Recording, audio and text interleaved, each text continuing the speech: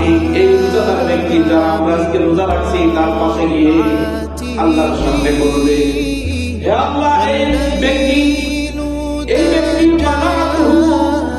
নিষেধ করা হয়েছিল তাকে তিনি সারাদিন খেতে পারবে না, সে খায় না, আমি সাক্ষী দিচ্ছি। মনের কুবৃত্তি, মনের চাইছিল পানি খাইতে, খাই নাই, মনের সাথে জিহাদ করে পানি থেকে, পানি খাওয়া থেকে বিরত ছিল।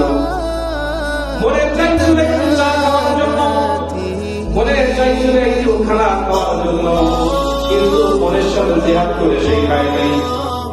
মনের চিন্তা হয়েছিল একটু বাজে সম্পদ টিভির সামনে বলবে, কিন্তু আমি দেখেছি তারাবির পরেও অনেকে সিরিয়াল দেখতেছে কিন্তু দেখে নাই।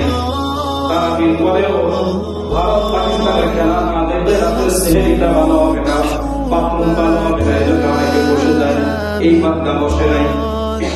তারাবির পরেও সে অনলাইন করে গাড়ি সোজা বাড়িতে গিয়ে আল্লাহ কাছে ঘুরে গেছে, সেই ভিতরে সারাদিন সে না খেয়েছিল। আল্লাহ বিশ্বাস দিচ্ছি সে সাকওয়াত, সে মনের সাথে জিহাদ করে পরিপূর্ণভাবে রোজা রেখেছিল। আপনি দয়া করে আমার সাফায়াত